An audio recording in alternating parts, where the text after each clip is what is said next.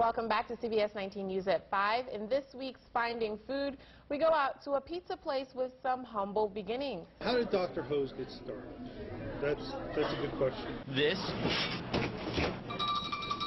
is Dr. Ho's Humble Pie, titled after a guy named Jerry. Driving along Avon Street, you might just think that this is a regular gas station, but it's actually a local restaurant called The Market, and we go inside to learn more. It's not like just a gas station that they can find hot dogs or, you know, that kind of food that they expect. That's because The Market is a full-blown restaurant where everything is made from scratch. World famous Sonia's pot pie. And Sonia is the chef who makes it all happen. We try to provide something special. In this week's Finding Food, we go to a Charlottesville staple that's been in the local food scene for more than 100 years. It's all prepared by the steady hands of Maria, who, like the Nook, is a legend herself, although you wouldn't know it when you talk to her. I'm a people person anyway, so, you know, I just like the people and my employees is nice to me, so, you know, I just in here for the long haul, I guess. And that is reason enough for Rifkin to keep the Nook open. I love the restaurant business. I like to eat, and I have such good employees here that I don't work a regular shift here. If you've ever wanted to go somewhere different, a lot of people suggest South Africa, but that's an expensive trip. Fortunately for us, Shabine has brought South Africa right here to Central Virginia.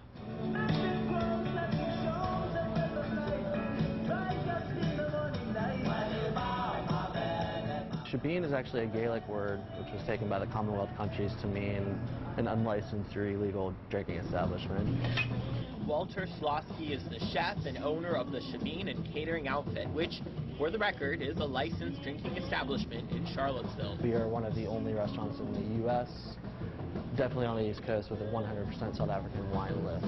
This is Lazarus. He's one of several cows being raised at Timber Creek Farm and one of several cows that are going to show up on your plate at restaurants in the downtown mall. We talked to the farmer here to learn more about this entire process. It's actually how we moved to Penzies Farm. This is Zachary Miller, the third-generation farm owner of Timber Creek Farm. Home of 10,000 chickens, some 180 heads of cattle, and some 300 other animals, including pigs and horses. But the first thing you might notice here is just how quiet this farm is. Well, there's a new face at the Clifton Inn, and he may not be what you'd expect to find behind the inn's award-winning food. In this week's Finding Food, CBS 19's Tomas Harmon introduces us to a man who's leading a double life with no plans to stop. We're in the dining room at the Clifton Inn where they have a new executive chef. His name is Yannick Fayol, and he's not exactly what you'd expect to find in the kitchen. We talked to him to learn more. So I'm from Africa, a small island called Mauritius, and it's off the coast of Madagascar. Yannick Fayol lives 2 lives. Executive chef for the Clifton Inn and competitive men's physique bodybuilder. Again, executive chef and competitive bodybuilder. It is very hard because my job is very demanding. I'm here all the time and try to improve the Clifton Inn with the team. And bodybuilding takes a lot of time because I work out at least 2 hours a day, 1.5 to 2 hours. He's a bit of a paradox, but he makes it work. A foodie. I'm very familiar with curries and spices and also Asian cuisine, which I'm trying to get better at. And an exercise nut. I always worked out. I always did sports. Fayol fell in love with cooking when he was still a teen in his home country. It brings me back to when I was cooking for my family all the time, where I was making a dish and then I was sharing it with somebody. And that was the spark he needed to become a full-blown culinary master. We have turnips and kale and pink lady spinach, and then we have figs. So I use these products and create a salad out of it. Like this one, a fall medley made with the precision of a genuine master in the kitchen. It's a very complex salad. There's a lot of components on it, but it all makes sense because it's all kind of from the same property and the same region, like our butternut squash and the beets.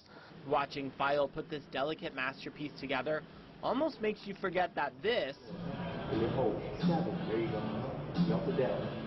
is what he does in his free time. I always was in the gym, so I was like, why cannot I do a competition? Fayal did just that by finding himself a trainer and competing in his first bodybuilding competition. It's just adrenaline rush. I worked for it so much that, you know, I was not scared to be on stage. I was doing my thing, what I like to do. It's not easy to build your body competitively. We did some incline chest yesterday, and then we did deltoids, rear deltoids, and we finished by some triceps extension, concentrated on my triceps. Fayal works hard to look like this, but it's that same work ethic that lets him do this in the kitchen. Try to emphasize the product if you want. Take a good product and make it better. So if the turnip is good like that, I will keep it like that. For the record, it doesn't look like Fayal is in any rush to give up his two loves, bodybuilding. Now I love it, and then I want to do more shows and probably do the one next year. And cooking. It is part of me, and I can't change it. I will always do this. One of the things you can do here at the Clifton Inn is watch Yanni cook right in front of you by sitting at this bar right here. Now you can learn more about this place by checking out our web channel, newsplex.com. For Finding Food, I'm Tomas Harmon, CBS 19 News. Welcome back to CBS 19 News at 5. It's the country that's home to Nelson Mandela and Charlize Theron, but you can get a taste of South Africa right here in Charlottesville. In this week's Finding Food, CBS 19's Tomas Harmon and Mike Fish go to the Shebeen to learn more about how they bring South Africa to the foothills of the Blue Ridge.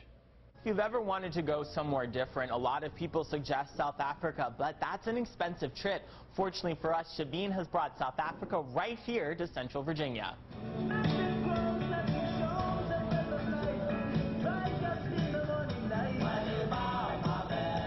Shebeen is actually a Gaelic word which was taken by the Commonwealth countries to mean an unlicensed or illegal drinking establishment.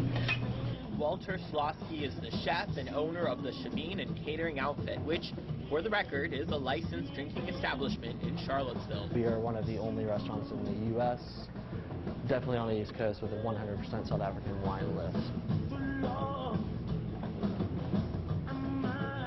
Shebeen has a special meaning to the history of South Africa. During apartheid in South Africa, a lot of the political movement happened in Shebeen, the political movement against apartheid. Shebeen also has a special meaning to Slosky. Shebeen, for me, is sort of an expression of my childhood growing up in southern Africa.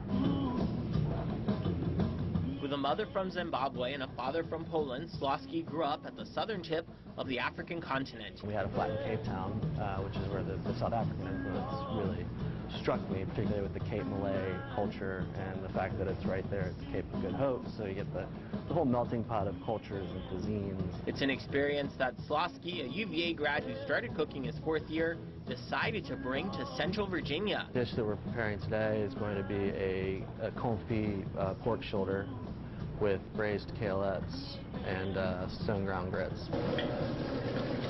It's a new dish that Slosky is working on, and one of several that captures the colorful nature of South African cuisine. Slosky breaks it down for me. A lot of Indian influence, East Indian influence from, of course, the British Empire and the trading routes. So a lot of curries. Of course, you have the Dutch influence and the English influence. And even the Portuguese. You know, one of our signature dishes is the peri peri sauce, which is a very spicy sauce based on the African bird's eye chilies, which is really popularized by the Portuguese. So while you sit down to an authentic taste of South Africa, know that you are doing it in a place that looks like the real thing. We kind of wanted to create different spaces. So out here it would be more of a relaxed sort of Shebeen township kind of environment. We've got some of the corrugated iron. Inside you get a more upscale South African wine cellar style restaurant, and there's a reason for this.